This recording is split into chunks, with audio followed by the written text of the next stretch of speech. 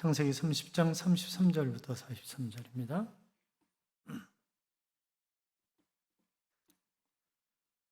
교도하겠습니다. 33절 제가 읽습니다. 후일에 의삼촌께서 오셔서 내 품삯을 조사하실 때에 나의 의가 내 대답이 되리이다. 내게 혹시 염소 중 아롱지지 아니한 것이나 점없는 것이나 양 중에 검지 아니한 것이 있거든 다 도둑질한 것으로 인정하소서. 그날에 그가 수염소 중 얼룩무늬 있는 것과 점 있는 것을 가리고 암염소 중 흰바탕에 아론진 것과 점 있는 것을 가리고 양 중에 검은 것들을 가려 자기 아들들의 손에 맡기고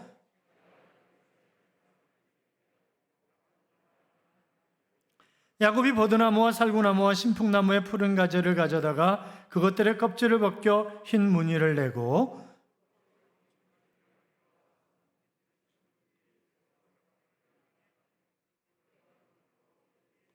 가지 앞에서 새끼를 뱀으로 얼룩얼룩한 것과 점이 있고 아롱진 것을 낳은지라.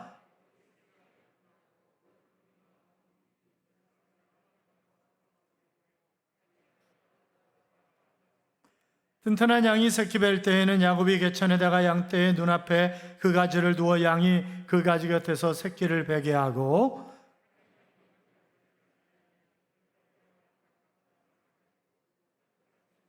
같이요. 이에 그 사람이 매우 번창하여 양떼와 노비와 낙타와 나귀가 많았더라. 아멘. 같이 인사하겠습니다. 주의 이름으로 잘 될 것입니다. 더 잘 될 것입니다. 끝없이 잘 될 것입니다. 아멘. 예배의 자리에 계신 여러분, 하나님이 틀림없이 이 한 주간도 여러분과 동행하셔서 잘 되는 행복한 한 주간의 삶이 될 줄로 믿습니다. 코로나 고용 완파는 여성들에게 더 혹독하다고 하죠. 외환위기나 금융위기 때는 남성 실업률이 여성보다 크게 높았지만 이번에는 정반대로 여성 실업률이 많이 증가했다라고 이야기를 합니다. 과거에는 남성 비중이 높은 건설, 제조업 이런 데 타격이 컸지만 이번에는 여성 비중이 높은 교육, 서비스업 등 대면 업종의 피해가 컸기 때문이라고 하는 거죠. 여성 중에서도 엄마들이 더 힘들다는 것입니다. 자녀 수가 많을수록 고용률은 떨어졌고 특히 초등학교 자녀를 둔 엄마들의 일자리가 많이 줄었다고 했습니다. 대부분 여성인 방과 후 강사들의 월 수입이 코로나19 전에는 한 달에 약 216만 원 정도 됐는데 코로나 이후에 한 달 수입이 13만 원 정도밖에 되지 않는다는 거예요. 그러니까 94%가 줄어든 거죠. 사는 게 기적이죠. 다시 인사하겠습니다. 주의 이름으로 잘 될 것입니다. 더 잘 될 것입니다. 끝없이 잘 될 것입니다. 틀림없이 하나님이 우리를 그렇게 되게 하실 줄로 믿습니다. 우리가 이미 보아왔던 것처럼 이삭의 아내인 리브가가 60세 되던 해에 쌍둥이를 낳았습니다. 그런데 이미 태중에 있을 때 하나님께서 큰 자가 어린 자를 섬기리라 이렇게 말씀하셨잖아요. 아니, 순서대로 하시지.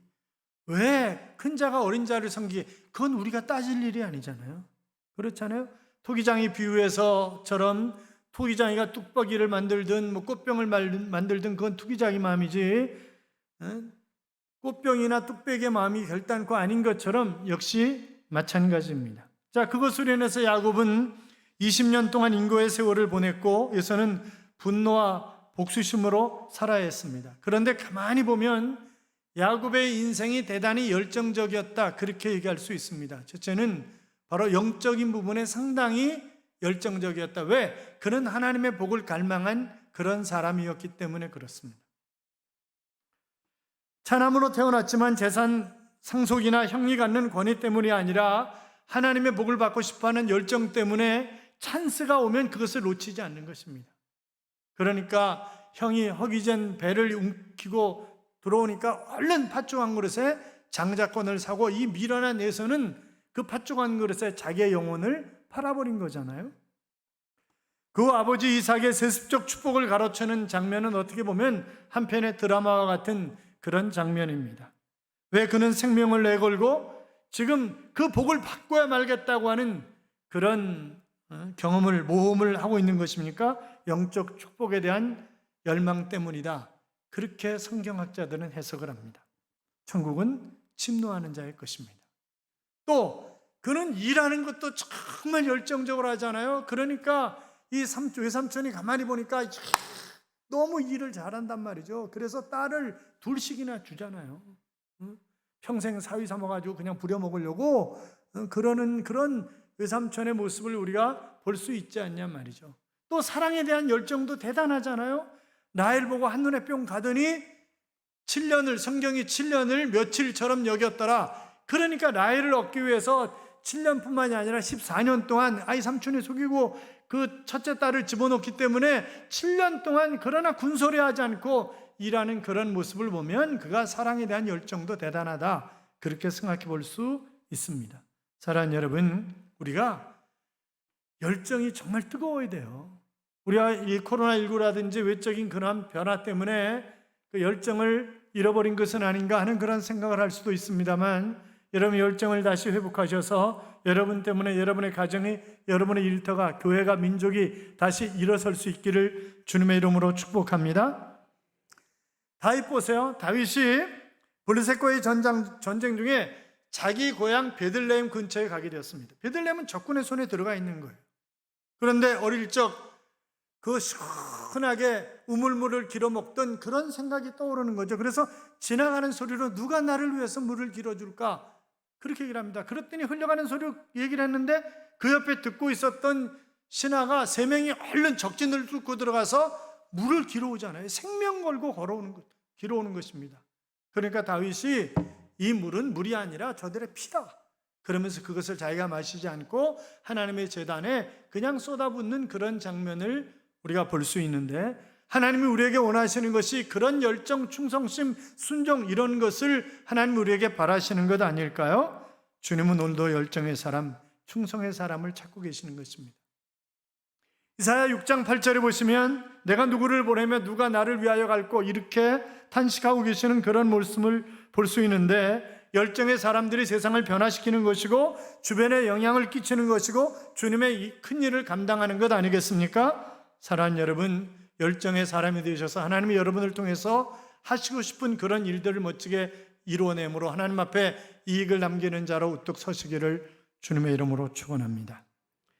자, 라헬의 외모는 눈부시게 아름다운 그런 여인이었습니다. 그런데 그의 성격은 별로예요. 믿음은요? 믿음도 별로예요. 믿음도 별로예요. 왜냐하면 아주 시기 질투가 충만한 그런 여인이 바로 라헬이었습니다. 언니가 루벤, 시몬, 레위, 유다 4명의 아들을 쑥쑥 낳았잖아요. 그러니까 막 열받아가지고 언니를 시기하는 거예요. 그리고 남편한테 투정을 부리는 것입니다. 지금 누구 잘못이에요? 누구 때문에 애 못 낳는 거예요? 자기 때문이에요? 남편 때문이에요? 자기 때문이잖아요. 왜냐하면 언니가 이미 애 넷을 낳았잖아요. 그러면 문제는 자기한테 있는 거지. 그런데 1절 봐요. 1절 같이 읽어요. 라헬이 자기가 야곱에게서 아들을 낳지 못함을 보고 그의 언니를 시기하여 야곱에게 이르되 내게 자식을 낳게 하라. 그렇지 않으면 내가 죽겠노라. 이런 억지가 어디 있어요? 그렇잖아요.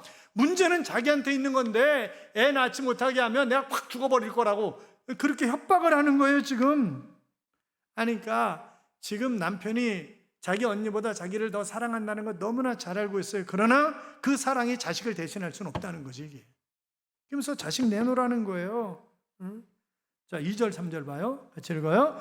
야곱이 라헬에게 성을 내어 이르되 그대를 임신하지 못하게 하시는 이는 하나님이시니 내가 하나님을 대신하겠느냐? 라헬이 이르되 내 여종 비라에게로 들어가라. 그가 아들을 낳아 내 무릎에 두리니 그러면 나도 그로 말미암아 자식을 얻겠노라 하고. 자, 지난번에 말씀드렸던 것처럼 고대 간습 가운데 하나가 바로 본부인이 애를 못 낳아요. 그러면 후처가 애를 낳으면 그 후처를 본부인이 무릎에 얹히면 그거는 본부인의 자식이 되는 거예요. 지금 그 얘기를 하고 있는 거예요, 라헬이. 자, 그래서 자기 종을 집어넣었어요, 남편에게. 그랬더니 여종 비라가 영거푸 단과 납달리라고 하는 아들을 낳습니다. 하나님이 내 억울함을 푸시려고 내 호소를 들으사 아들을 주셨다고 단이라고 하는 이름을 짓고 내가 언니와 경쟁해서 이겼다라고 하는 그런 의미로 아들의 이름을 납달리라고 짓는 것입니다 지금. 그러니까 이름 짓는 것도 웃기잖아요. 지금 이거 보면. 결국 나중에는 안 되겠으니까 그래도 내 자식이, 내가 낳은 자식이 있어야 되는 거 아니냐 이래가지고 하나님 앞에 매달려서 하나님이 그를 불쌍히 여기셔서 결국 그에게 자식을 주셨는데 그 자식이 누구예요? 요셉과 베냐민입니다. 22절 23절 봐요. 22절부터 24절까지 봐요. 하나님이 라헬을 생각하신지라 하나님이 그의 소원을 들으시고 그의 태를 여셨으므로 그가 임신하여 아들을 낳고 이르되 하나님이 내 부끄러움을 씻으셨다 하고 그 이름을 요셉이라 하니 여호와는 다시 다른 아들을 내게 더하시기를 원하노라 하였다. 그러니까 이 여자가 성격이 안 좋은 게 뭐냐면 요셉 낳았어요. 그랬더니 그러니까 요셉을 낳았는데 이름을 요셉이라고 이제 우겨가지고 요셉이라고 하는 이름을 짓는 거잖아요. 요셉이라고 하는 뜻은 더함이라고 하는 뜻이에요. 그러니까 하나 말고 더 달라는 거예요. 지금 하나 말고 더 내놓으라는 거예요. 하나님. 그러니까 이 여자가 성격도 안 좋고 믿음도 개떡이에요. 보니까. 자, 그래서 몇 년 후에 하나님이, 그러니까 하나님이 참 대단하신 하나님이야. 그래서 베냐민을 주셨잖아요. 베냐민을. 그러니까 가만히 생각해 보면 라헬이 은혜 받을 만한 사람이기 때문에 은혜를 받은 것 아니다. 그 사람이 믿음이 있는 사람이기 때문에 놀라운 역사가 이루어진 것 아니다. 그렇게 생각해 볼 수 있습니다. 그렇잖아요. 늘 투기를 품고 사는 여인, 시기가 충만한 여인, 늘 불평투성이인 여인, 그러니까 인간의 죄성을 있는 모습 그대로 보여주는 그런 여자가 라헬이었다. 그렇게도 볼 수 있다고 하는 것입니다. 그러나 하나님은 그에게 긴 세월 동안 자식이 없는 아픔을, 그런 아픈 체험을, 서러움을 체험케 하셨고 기도를 들으시고 나중에는 그의 소원을 들어주셔서 태를 열어주신 것을 볼 수 있는데, 이것은 결국 인간적인 수단과 방법이 아니라 어떤 문제가 발생했을 때 하나님께 매달리면 그 하나님이 문제를 해결해 주신다고 하는 사실을 여기 보여주고 있는 그런 얘기 아니겠어요? 그래서 라헬을 생각하신지라 하나님이 그의 소원을 들으시고 그의 태를 여셨으므로, 그러니까 기도 응답에 대한 결과가 태를 열어주신 것이다. 이제 그런 얘기를 하고 있습니다. 빌 하이빌스 목사님이라고 하는 분이 계세요. 아주 유명하신 목사님이에요. 이분이 청년 때 젊은 아버지가 갑자기 돌아가신 거예요. 그 아버지는 아주 건강하신 분이었습니다. 차를 몰고 어머니가 계신 곳으로 가면서 내가 과연 아버지 없이 살아갈 수 있는가? 왜냐하면 가장 강력한 후원자요, 든든한 힘이 아버지였기 때문에 아버지 없이 과연 내가 살아갈 수 있을까 하는 그런 걱정, 의심에 빠졌습니다. 그날 밤 그는 하나님 앞에 간절히 기도합니다. 하나님, 왜 나에게 이런 일이 일어나야 하는 것입니까? 아버지를 대체할 힘은 도대체 무엇입니까? 왜 하필 나에게 이런 일이 일어나야 하는 것입니까? 간곡하게 하나님 앞에 기도했는데 하나님이 세미한 음성을 그에게 들려주시더라는 거예요. 나는 능력이 있다. 너는 나만 믿어라. 지금은 이 사실이 의심스럽겠지만 그러나 나를 신뢰하라. 하나님의 세미한 음성이, 그때부터 단 한 번도 하나님을 의심하지 않았고 단 한 번도 내 기도에 대해서 하나님이 응답하시지 않은 적이 없다라고 하는 그런 고백을 하고 있습니다. 그래서 그는 목회자가 되었습니다. 사랑하는 여러분, 기도로 역경을 물리치고 승리하시기를 주님의 이름으로 축원합니다. 기도하면 하나님이 함께 하십니다. 사랑하는 여러분, 라헬 그녀는 사는 날 동안 남편의 사랑을 받고 외모는 탁월했지만 스스로 불행한 삶을 자초했던, 그러니까 본인은 얼마나 피곤하겠어요. 여러분, 시기하고 질투하고 그런 삶을 사는 사람이 자기는 편하냐고. 자기도 너무 힘들지 그게. 그렇잖아요. 질투하지 마세요. 시기하지 마세요. 오히려 사랑하고 축복하고 그를 위해서 기도해 주세요. 그러면 하나님이 나에게 시온의 대로를 활짝 열어주시는 것입니다. 우리가 성공하는 사람들의 공통점이 있다고 한다면 꿈과 열정이 있는 그런 사람들이다, 그렇게 얘기할 수 있는데, 그러니까 꿈과 열정이 있는 사람들이 선물로 축복이라고 하는 것을 받는 거예요. 꿈이 없고 열정이 없는 사람들이 절대 큰 일을 이루신 거 봤어요? 없어요. 그냥 평범하게 살다 죽는 거예요. 그렇잖아요. 그러나 우리 아버지가 누구예요? 우리 아버지가 하나님이시잖아요. 하나님은 우리가 이 시대에 지도자로서 영적인 탁월함을 보이며 살아가길 원하시는 것이지 그냥 대충 살다 가라, 그렇게 얘기하시는 것은 아니기 때문에 우리가 꿈과 열정을 가지고 미래를 향하여 전진 또 전진, 그런 삶을 살아야 할 필요성이 있다고 하는 것입니다. 자, 정리를 좀 해보자고요. 형 에서를 피해서 정처 없이 집을 떠난 야곱이 가진 것 아무것도 없었습니다. 빈손이었습니다. 그렇죠? 손에 지팡이 하나 들고 먼 길에 와서 열심히 일을 했는데 삼촌이 다 자기가 갖고 안 주는 거예요. 장인인데 안 주는 거예요. 삼촌이 다 가져가요. 그래서 나는 이제 고향으로 돌아갈 때 뭘 가지고 돌아가나, 그런 걱정이 태산 같은 거죠. 이 야곱은요, 손대는 것마다 잘 됐어요. 왜냐하면 창세기 28장에 하나님께서 그 베델에서 뭐라 그랬어요? 내가 너와 함께하고 너를 통해서 이루기를 원하는 것을 다 이루기까지 결단코 너를 떠나지 않는다. 너와 내 자손으로 말미암아 다른 사람들이 복을 받을 것이다. 이런 약속을 하셨잖아요. 난 뭐 가져가냐 말이죠. 야곱이 손대는 것마다 다 잘 되는데 그건 다 삼촌 거야. 라반도 잘 알았어요. 그걸 27절 보세요. 27절 같이 읽어요. 라반이 그에게 이르되 여호와께서 너로 말미암아 내게 복 주신 것을 내가 깨달았나니 내가 나를 사랑스럽게 여기거든 그대로 있으라. 그러니까 지금 이건 뭐예요? 라반은 악덕 사장하고 비슷한 거지. 악덕 사장하고 일을 시켜놓고 돈은 안 주는 거예요. 자기가 다 챙기는 거지 이게. 그러니까 야곱이 이렇게 얘기하잖아요. 30절 봐요. 30절 다시 읽어요. 내가 오기 전에는 외삼촌의 소유가 적더니 번성하여 때를 이루었으니 내 발이 이르는 곳마다 여호와께서 외삼촌에게 복을 주셨나이다. 그러나 나는 언제나 내 집을 세우리이까. 자, 그리고 이제 답변을 합니다. 그리고 야곱이 제안을 합니다. 31절 32절 같이 읽어요. 라반이 이르되 내가 무엇으로 내게 주랴? 야곱이 이르되 외삼촌께서 내게 아무것도 주시지 않아도 나를 위하여 이 일을 행하시면 내가 다시 외삼촌의 양떼를 먹이고 지키리이다. 오늘 내가 외삼촌의 양떼에 두루다니며 그 양 중에 아롱진 것과 점 있는 것과 검은 것을 가려내며 또 염소 중에 점 있는 것과 아롱진 것을 가려내리니 이 같은 것이 내 품삯이되리이다. 여러분 생각해 보세요. 얼마나 바보 같은 소리예요. 인간적으로 우리가 생각해 보면, 아니 양 중에 알록달록한 놈이 어디 있어요? 다 흰 거지. 어쩌다가 까만 게 있는 거지. 그렇잖아요. 알록달록한 게 어디 있냐고. 염소는 다 까맣든지 하얗든지 이러는 거지. 거기 아롱진 게 어디 있냐고요. 그런데 그것만 달라는 거예요. 그러니까 저 바보 같은 놈 저거. 그러면서 오케이 그렇게 얘기를 하는 거예요. 그런데 여러분 가만히 생각해 보세요. 지금 야곱이 그렇게 얘기하는 것은 하나님을 바라보고 얘기를 하는 거예요.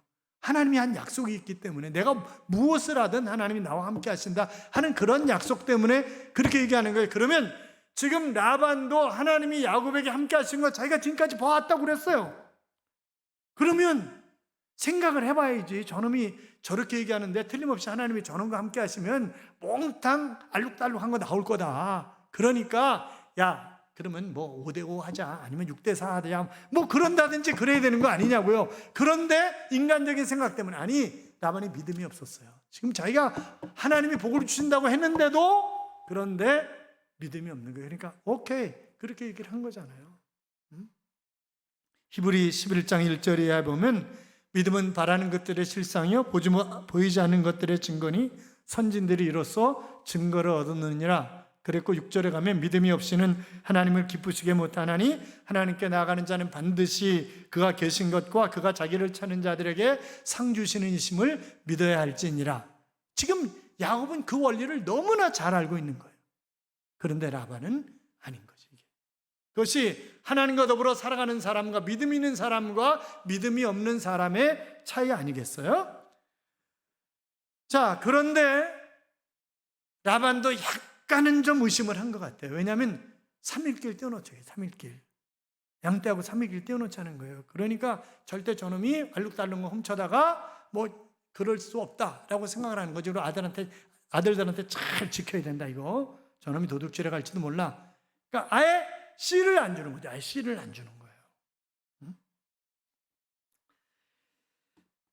자, 그래서 37절, 38절, 39절 같이 읽어요. 야곱이 버느나무와 살구나무와 신풍나무의 푸른 가지를 가져다가 그것들의 껍질을 벗겨 흰 무늬를 내고 그 껍질 벗긴 가지를 양떼가 와서 먹는 개천의 물 구유에 세워 양떼를 향하게 하며 그때가 물을 먹으러 올 때 새끼를 베니 가지 앞에서 새끼를 뱀으로 얼룩얼룩한 것과 점이 있고 아롱진 것을 낳은지라. 여러분 생각을 해보세요. 이게 가능한 일이냐고 지금. 그러니까 여러분이 한번 실험을 해봐요. 그러면 나무 껍질 벗기고 물을 알록달록하게 흔들어가지고 그런다고 그래서 거기서 임신한 놈들이 전부 다 알롱달롱한 걸 배냐고. 이게 과학적으로 입증이 안 돼요. 할 수가 없어요, 이거. 그러니까 왜 가능한 거예요? 하나님이 함께 하시니까. 내가 지금 빈손이라도 상관이 없어요. 왜? 하나님이 나와 함께 하시면 번창하게 되는 거예요. 거부가 되는 거예요. 지금 야곱이 믿음 있는 삶을 사니까 하나님이 그에게 복을 주셔서 그가 떼부자가 되는 거예요. 떼부자가 지금.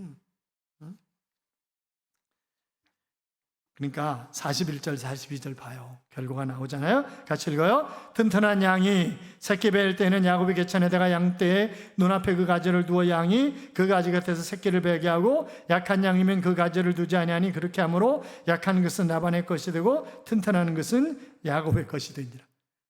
과학적으로 설명할 수 없어요.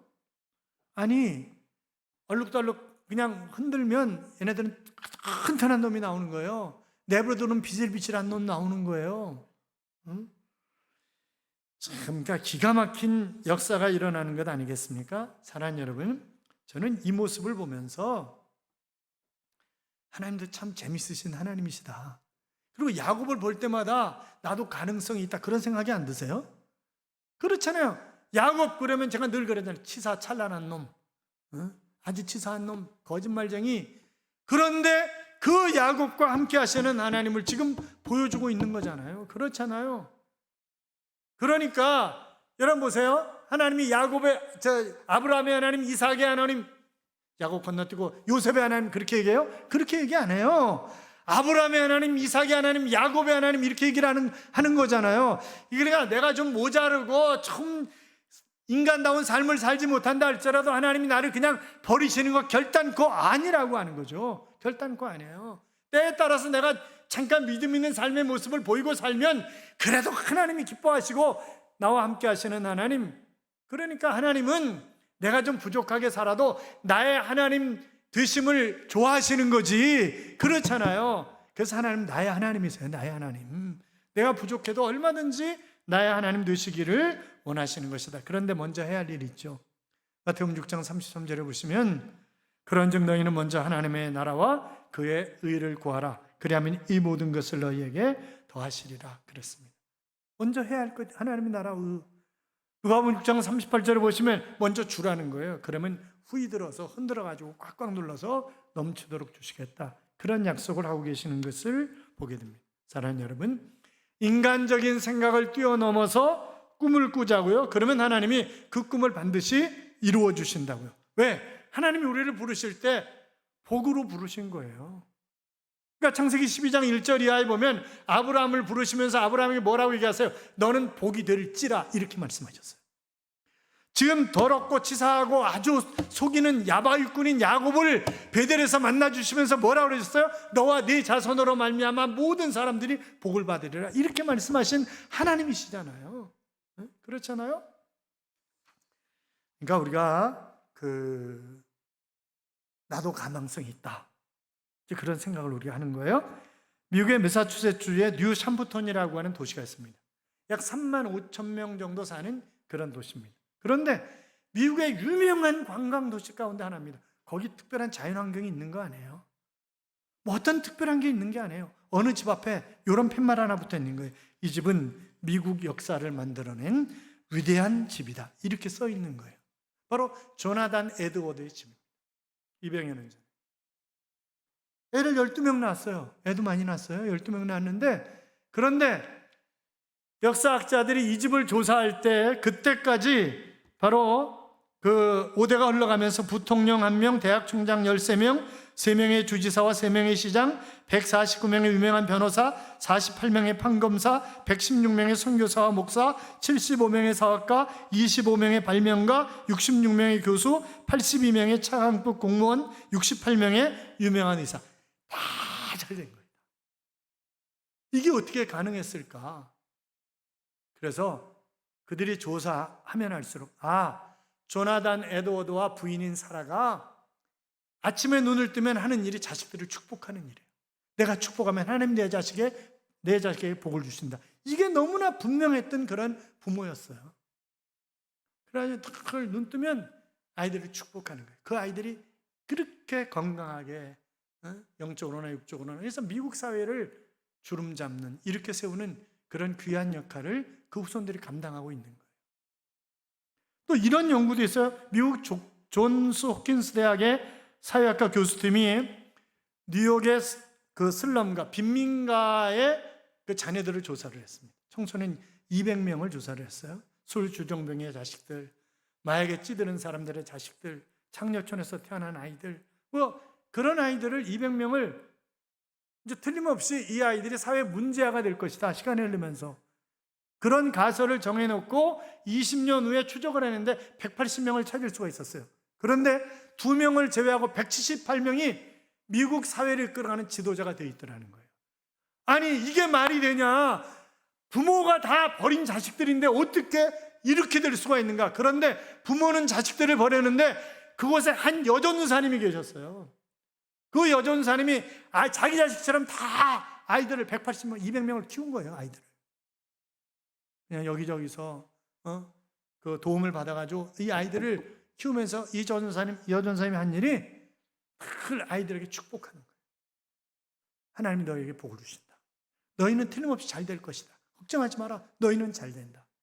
그리고 그들은 잘 된 것입니다. 사랑하는 여러분, 내가 아무리 힘들고 어려워도 하나님이 나와 함께 하시면 야곱이 가는 곳마다 발이 닿는 곳마다 하나님 복되게 하셨다, 그런 것처럼 여러분이 가는 곳마다 복된 장소가 될 줄로 믿습니다. 같이 따라요. 하나님이 나와 함께 하시면 됩니다. 하나님이 나와 함께 하시면 됩니다. 나와 함께 하시면 되기 때문에 내가 주님의 이름을 높이면 주님이 나를 높여주시는 거예요. 사랑하는 여러분, 일평생 믿음을 가지고 주님을 높이고 하나님 바라보고 살아서 하나님이 임마누엘의 하나님이 함께 하시는 복, 그래서 나 때문에 정말 세상에 복이 퍼져나가는 복의 근원으로 살아가시기를 주님의 이름으로 축복합니다. 이런 찬양이 있습니다. 수많은 무리들 줄지어 그분을 보기 위해 따르네. 평범한 목수이신 그분 앞에 모든 무릎이 꿇어 경배하네. 모든 문제들 하나하나 죽음까지도 힘을 잃고 생명의 근원 되신 예수님 이름 앞에 모든 권세들 굴복하네. 예수 이름 높이세. 능력의 그 이름 예수. 예수 이름 높이세. 구원의 그 이름. 예수 이름을 부르는 자, 예수 이름을 부르는 자, 예수 이름 앞에 나오는 자 복이 있도다 그랬습니다. 여러분, 그렇습니다. 우리가 예수를 믿으면 영혼이 잘된 같이 범사가 잘 되는 것입니다. 주님의 이름을 높여 범사가 잘 되는 그런 복이 여러분 안에 충만하시기를 주님의 이름으로 축원합니다. 축원합니다.